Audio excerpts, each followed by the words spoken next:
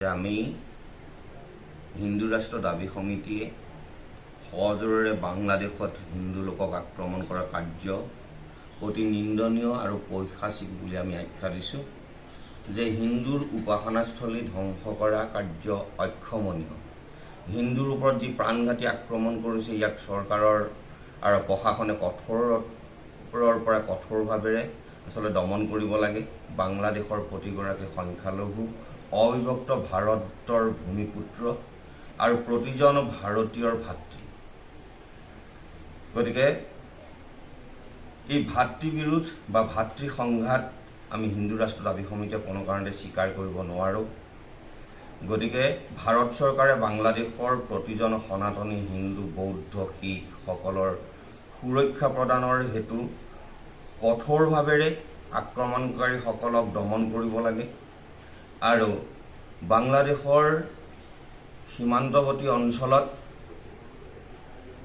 হিন্দু বৌদ্ধ শিখ আৰু সংখ্যালঘুসকলক সুপৰিকল্পিতভাৱে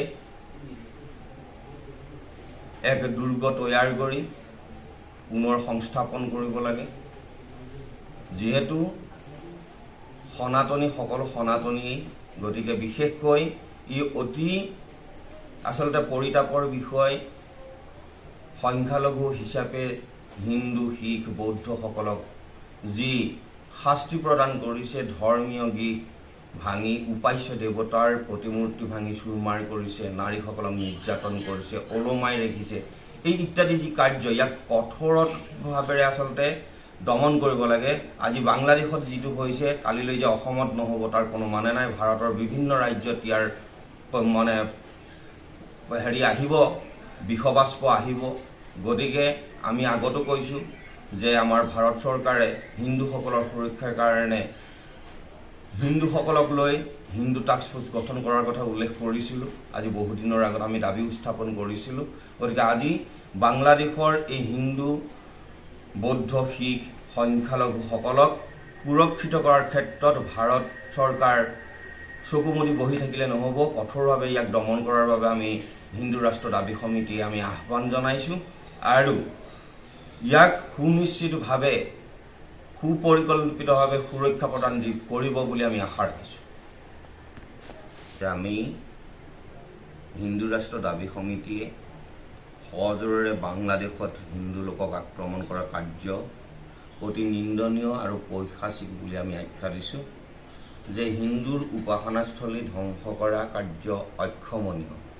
হিন্দুৰ ওপৰত যি প্ৰাণঘাতী আক্ৰমণ কৰিছে ইয়াক চৰকাৰৰ আৰু প্ৰশাসনে কঠোৰৰ পৰা কঠোৰভাৱে আচলতে দমন কৰিব লাগে। বাংলাদেশৰ প্ৰতিগৰাকী সংখ্যালঘু অবিভক্ত ভাৰতৰ ভূমিপুত্ৰ আৰু প্ৰতিজন ভাৰতীয়ৰ ভাতৃ।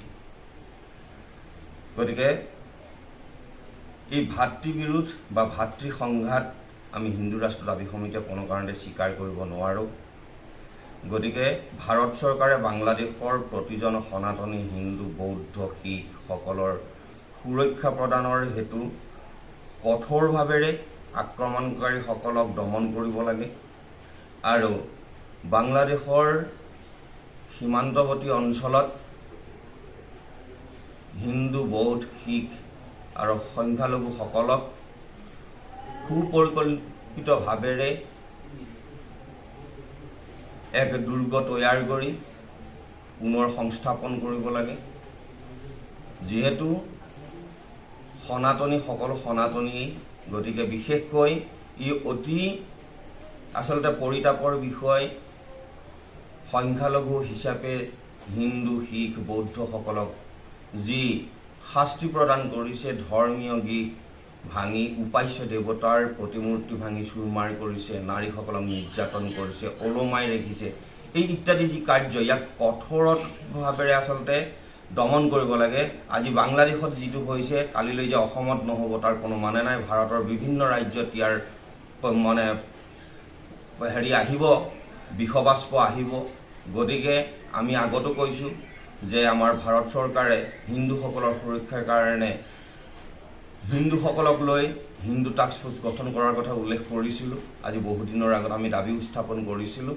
গতিকে আজি বাংলাদেশৰ এই হিন্দু বৌদ্ধ শিখ সংখ্যালঘুসকলক সুৰক্ষিত কৰাৰ ক্ষেত্ৰত ভাৰত চৰকাৰ চকু মুদি বহি থাকিলে নহ'ব। কঠোৰভাৱে ইয়াক দমন কৰাৰ বাবে আমি হিন্দু ৰাষ্ট্ৰ দাবী সমিতিয়ে আমি আহ্বান জনাইছোঁ আৰু ইয়াক সুনিশ্চিতভাৱে সুপৰিকল্পিতভাৱে সুৰক্ষা প্ৰদান কৰিব বুলি আমি আশা ৰাখিছোঁ।